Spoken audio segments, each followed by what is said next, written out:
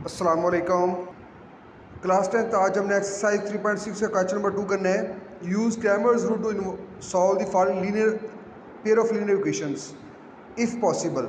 तो स्टूडेंट्स इससे प्रीवियस जो क्वेश्चन किया था वो हमने इन्वर्जन मेथड से किया था। अब हमने क्रैमर रूल से सॉल्व करना है।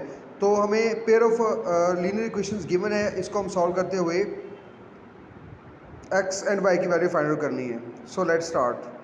स्टूडेंट्स हमें pair of linear equations given है, बाय यूजिंग क्रैमर रूल्स हमने इसको सॉल्व करना है। मीन एक्स एंड वाई की वैल्यू फाइंड आउट करनी है। इससे पहले हम इन्वर्जन मेथड से इन इक्वेशंस को सॉल्व कर चुके हैं, वहाँ से एक्स एंड वाई की वैल्यू फाइंड आउट की थी। अब इसका अनदर मेथड फाइंड सॉल्व करेंगे, यूज़ करेंगे to solve these linear equations. Students यहाँ पर ये स्टेप जो है वो सेम है दोनों में। In matrix form in linear equations को आपने मैट्रिक्स फॉर्म में कन्वर्ट करना है। तो आपने एक्स और वाई के जो कोफिशिएंट्स हैं वो आपने 2/2 जो है ए मैट्रिक्स में बनाना है। इसका कोफिशिएंट 1 है, इसका कोफिशिएंट 4 है, इसका कोफिशिएंट 2 और इसका कोफिशिएंट जो है -1 है। और इसी तरह ये हमारे पास एक्स और वाई और ये हमारे पास आ जाएगा 4 एंड 5। तो स्टूडेंट्स यहाँ पर हमने एक्स एंड वाई की वैल्यू फाइंड आउट करनी है। एक्स एंड वाई की वैल्यू फाइंड आउट करने का मैं यहाँ पर फार्मूला कुछ आपको बता देता हूँ। ये इक्वल एक्स की वैल्यू फाइंड आउट करने का डायरेक्ट मेथड है ए एक्स का डिटर्मिनेंट डिवाइडेड बाय ए का डिटर्मिनेंट। अब उसके बाद y इजकल टू है ए वाई का डिटर्मिनेंट और उसके बाद ए डिटर्मिनेंट। यहाँ पर हमें 3 मैट्रिक्स रिक्वायर है। एक मैट्रिक्स हमारे पास अवेलेबल है ए का, ये हमारे पास ए मैट्रिक्स है, इसको ए कह लें आप। ये हमारे पास कैपिटल एक्स और ये बी मैट्रिक्स है। अब यहाँ पर ये नहीं करना कि आपने ए को तो शिफ्ट करना है और जाके इन्वर्स हो जाएगा, फिर मल्टीप्लाई करके वहाँ पर आपने कंपेयर मेथड से एक्स एंड वाई की वैल्यू फाइंड करनी। अब हमारे पास ये फार्मूलाज है, इसमें आपने क्या करना है कि ए एक्स एक मैट्रिक्स है हमारे पास 2/2, वो हमने फाइंड आउट करना है। और ए मैट्रिक्स हमारे पास ऑलरेडी अवेलेबल है, ये हमारे पास ए मैट्रिक्स है।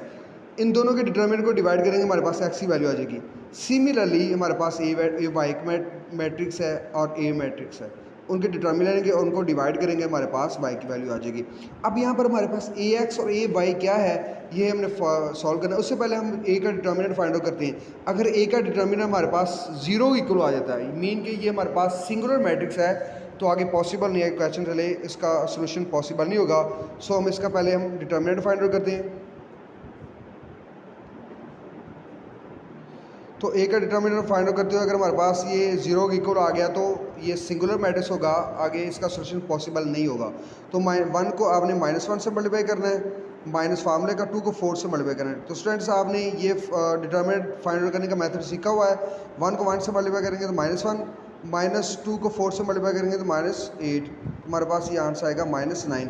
तो which is does not is equal to 0। So जो सोल्यूशन है वो पॉसिबल है।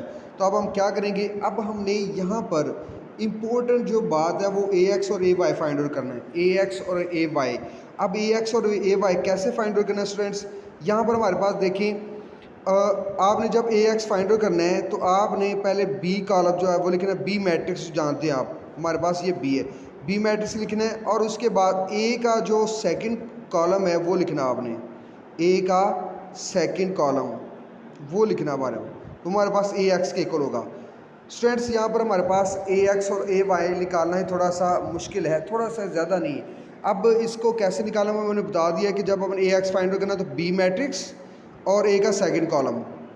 तो ये इस तरह से मैं एरो का साइन भी लगाता हूँ, इस तरह से आपको शायद ना ही भूलेगा, शायद नहीं बल्कि कंफर्म है ये नहीं भूलेगा। इस तरह से आपने, ये हमारे पास ए एक्स के इक्वल होगा, ये मैट्रिक्स, ये कॉलम और फिर ये कॉलम, तो हमारे पास वो ए एक्स के इक्वल होगा। तो 4 और 5 और 1 और -1, ये हमारे पास ए एक्स आ गया। अब बी एक्स ए वाई निकालना है तो हमारे पास वो इस तरह से होगा, इस तरह का एरो लगा लें आप। लेफ्ट हैंड आपने एंटी क्लॉकवाइज मूव करना है। एंटी क्लॉकवाइज में आपने जब ए एक्स फाइंड आउट करना है तो आप इस तरह से पहला कॉलम जो ए एक्स फाइंड आउट करना है तो इस तरह से पहले ये कॉलम लिखना है फिर ये कॉलम लिखना है। तो 2/2 हमारे पास मैट्रिक्स आ जाएगा विच इज़ ए एक्स। फिर आपने ए वाई फाइंड आउट करना तो इससे ये देखिए हमारे, आपने इस तरह से इस तरफ चलना है, पहले ये कॉलम लिखना है फिर ये कॉलम लिखना है। तो 2/2 हमारे पास सेकंड कॉलम हो जाएगा, सेकंड मैट्रिक्स हो जाएगा विच इज़ ए वाई। तो आपने इसको, इनका डिटर्मिनेंट फाइंड आउट करना है तो हमारे पास इस वैल्यूज़ को यहाँ पर पुट करना है तो हमारे पास एक्स और वाई की वैल्यू आ जाएगी। तो यहाँ पर देखिए A X is equal to this, इसका हम डिटर्मिनेंट फाइंड आउट करते हैं। तो डिटर्मिनेंट फाइंड आउट करने का मेथड ये, इसको इसके साथ मल्टीप्लाई करना है, दरम्यान में फार्मूले का माइनस फिर इस एलिमेंट को इसके साथ, तो इसको सॉल्व करते हैं। 4 को -1 से -4, -5 को 4 से किया तो ये -20 होगा। तो हमारे पास आंसर क्या, -24। AX की वैल्यू हमारे पास आज के डिटर्मिनेंट की।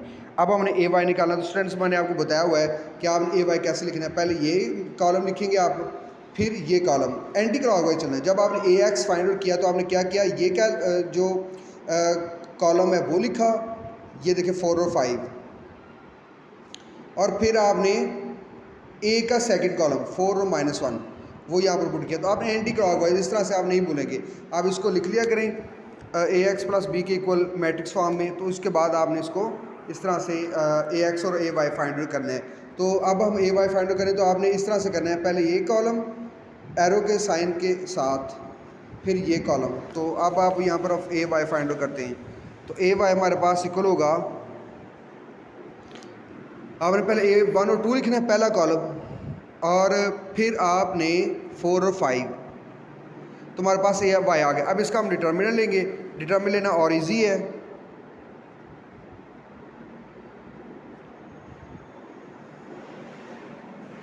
तो आगे इसको फर्दर सॉल्व करते हैं। आपने इन डायगोनल एंट्रीज को मल्टीप्लाई करेंगे, 1 को 5 के साथ, 1 को 5 के साथ मल्टीप्लाई करना है माइनस फार्मूले का, और 2 को 4 के साथ। तो आगे इसको सॉल्व करें, 1 को 5 के साथ 5 और 2 को 4 के साथ 8। तो हमारे पास ये आंसर आ रहा है -3 आ रहा है। तो स्टूडेंट्स इसको हमने सॉल्व किया, हमारे पास -3 आ गया। स्टूडेंट्स हमारे पास ये AY के डिटर्मिनेंट की वैल्यू है, और ये हमारे पास AX के डिटर्मिनेंट की वैल्यू है, और ये हमारे पास A डिटर्मिनेंट की वैल्यू है। तो हमारे पास ये तीनों वैल्यूज़ मौजूद है। ये फार्मूला हमारे पास AX और AY फाइंड आउट करने का। X हमने वैल्यूज़ यहाँ पर वैल्यूज़ पुट करनी है, सॉल्व करना है जस्ट।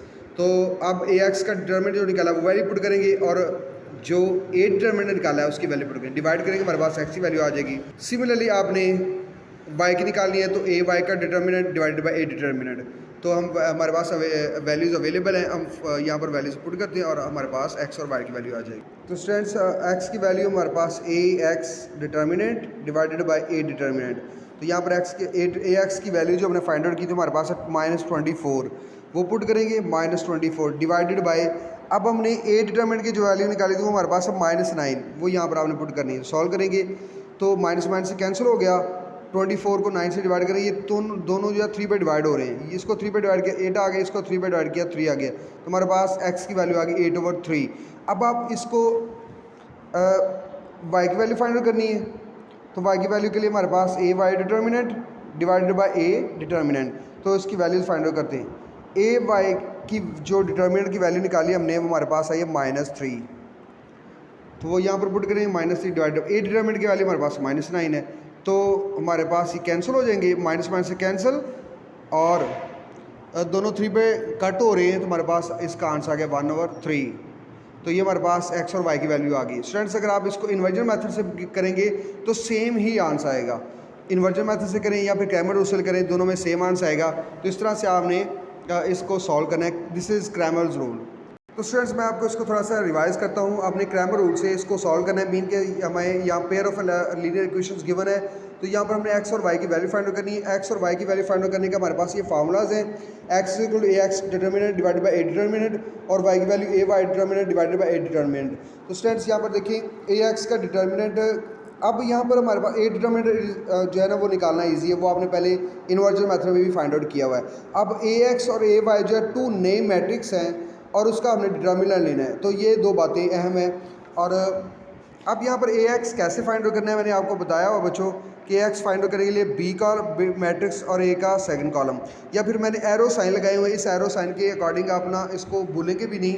आपने एंटी क्लॉकवाइज जो पहले साइन लगाना है, B से पहला एक कॉलम सेकंड कॉलम, ये हमारे पास पहला AX बन जाएगा, B मैट्रिक्स और A का सेकंड कॉलम। तो वो मैंने यहाँ पर लिखा, B का पहला कॉलम हमारे पास 4 और B जो कॉलम था या B मैट्रिक्स था वो 4 और 5 है, और A का सेकंड कॉलम 4 और -1 है। आगे इसका डिटर्मिनेंट लिया, वो आप फाइंड आउट करना अच्छी तरह से जानते हैं। अब आपने AY फाइंड आउट करना है, तो AY जो हमारे पास ये A का फर्स्ट कॉलम और B जो मैट्रिक्स है वो लिखना है आपने। तो वो मैंने यहाँ पर लिखा हमारे पास ए वाई आ गया है। ये मैंने पुट किया यहाँ पर ए का फर्स्ट कॉलम और बी मैट्रिक्स, तो इसका आगे डिटर्मिनल लिया हमने, तो हमारे पास ए की वैल्यू क्या है, ए वाई की वैल्यू आ गई है, ए एक्स और ए वाई की वैल्यू आ गई, वो हमने यहाँ पर फार्मूले पुट किए हैं, तो हमारे पास एक्स और वाई की वैल्यू आ गई है। तो स्टूडेंट्स इस तरह से आपने नेक्स्ट जो 3 पार्ट्स हैं इसके वो आपका होमवर्क है, इजी है, कुछ मुश्किल नहीं है, आपने इसको मैट्रिक्स फॉर्म लिखना, फिर आगे आपको सॉल्व करना है। तो इजी क्वेश्चन है, आप लोगों ने इसको सॉल्व करना है, तीनों पार्ट्स आगे जो है ना वो आपका होमवर्क है। ओके, अल्लाह हाफिज़।